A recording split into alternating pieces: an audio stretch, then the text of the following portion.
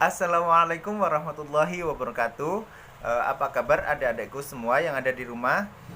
Semoga selalu dalam kondisi sehat walafiat dan selalu berbahagia. Amin. Ya, ketemu lagi bersama saya Ahmad Hidayatullah, dan di pertemuan kali ini kita akan membahas materi tentang pemanfaatan benda. Lah, bagaimana cara pemanfaatan dan sifat-sifat benda? Kita simak video ini sampai selesai ya, supaya kita semua paham.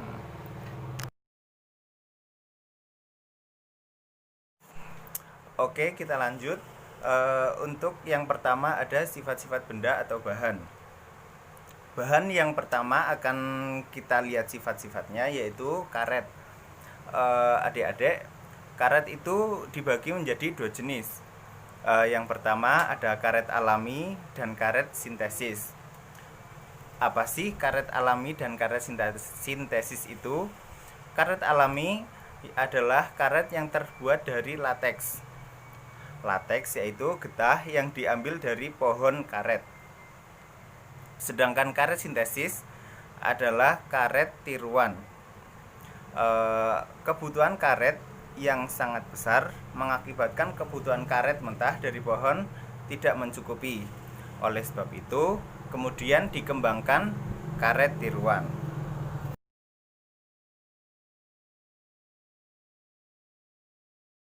Bahan selanjutnya adalah logam. Logam adalah bahan hasil tambang. Logam juga dibagi menjadi dua, adik-adik, yaitu logam murni dan satunya lagi logam campuran. Logam murni berbentuk padat pada suhu ruangan kecuali raksa. Contoh logam murni adalah tembaga, platina, perak, dan emas. Logam campuran. Logam campuran adalah campuran dari beberapa jenis logam murni. Contohnya perunggu. Perunggu terbuat dari campuran timah dan tembaga. Sifat umum yang dimiliki logam antara lain yaitu keras dan mengkilap, mudah dibentuk melalui proses peleburan, dan dapat ditarik oleh magnet.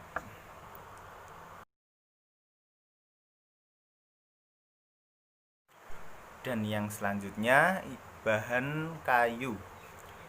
Kayu didapat dengan cara menebang berbagai jenis pohon. Kayu gelondongan dapat digergaji atau dipotong menjadi beberapa peralatan dan perabotan.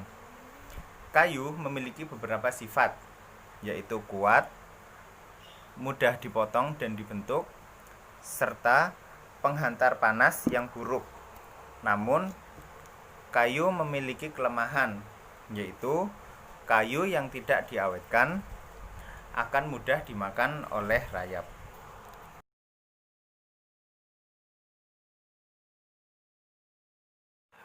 Kemudian sifat bahan yang keempat adalah plastik. Plastik pertama dibuat pada tahun 1862 oleh seorang ahli kimia Inggris yang bernama Alexander Parkhurst. Beberapa jenis plastik antara lain nilon, polipropilen, polyester, dan sebagainya. Beberapa jenis barang yang sebelumnya terbuat dari kayu dan logam kini dibuat dari bahan plastik. Keunggulan dan sifat khusus plastik yaitu lebih ringan, tidak tembus air, dan harganya relatif lebih murah. Namun, plastik juga memiliki kelemahan. Limbah plastik tidak mudah diuraikan oleh mikroba tanah, dan jika dibakar, asapnya akan membahayakan kesehatan manusia dan lingkungannya.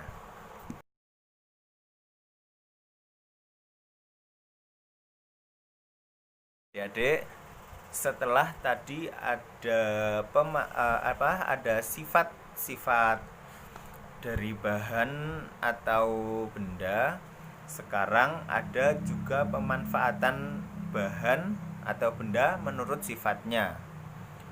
Oke, lanjut saja. Yang pertama, karet. Karet bersifat lentur. Karet digunakan untuk membuat berbagai jenis ban, misalnya pada ban sepeda, ban mobil, dan jok kursi pun juga dilapisi dengan karet supaya nyaman untuk diduduki.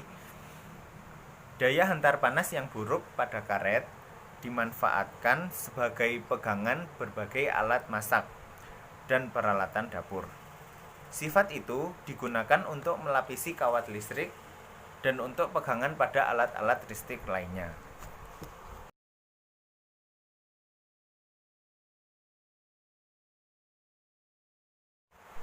Pemanfaatan bahan yang selanjutnya yaitu pemanfaatan bahan logam.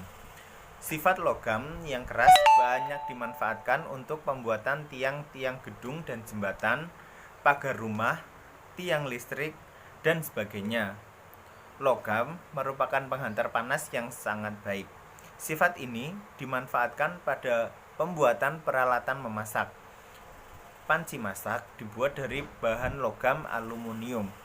Alat-alat masak yang terbuat dari logam dapat mempercepat matangnya makanan. Peralatan elektronik seperti bel listrik, kipas angin, dan telepon juga terbuat dari logam. Pembuatan alat-alat tersebut juga memanfaatkan sifat logam, yakni dapat ditarik oleh magnet. Dan gamelan pun juga terbuat dari logam berjenis kuningan. Logam-logam yang sudah tidak digunakan akan didaur ulang kembali. Logam-logam dilebur dan dibentuk kembali menjadi barang-barang yang baru.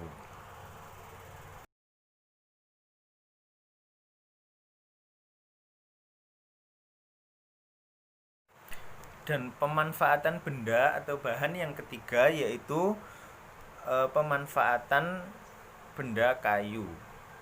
Sangat mudah menyebutkan berbagai benda atau peralatan yang terbuat dari bahan kayu, seperti meja belajar, kursi, lemari, rak buku, pintu, dan lain sebagainya. Memang tidak semuanya, tetapi tidak sedikit juga sebelum ditemukan logam, batu bata, dan beton. Sebagian besar jembatan juga dibuat dari kayu. Kayu dapat menghambat panas atau bersifat isolator. Sifat itulah yang menjadikan kayu dipilih sebagai bahan untuk membuat pegangan panci dan alat-alat masak lainnya.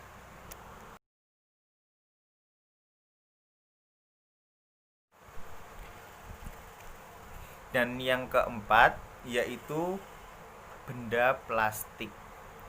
Pada masa sekarang, penggunaan plastik sangat banyak. Penggunaan plastik sangat banyak disebabkan keunggulan yang dimiliki plastik dibanding bahan lain. Barang-barang yang dulu dibuat dengan bahan lain, kini dapat dibuat dengan bahan plastik. Misalnya, peralatan makanan yang sebelumnya dibuat dari kaca, sekarang dibuat dari bahan plastik. Meja dan kursi pun yang tadinya terbuat dari kayu, kini juga dibuat dari bahan plastik.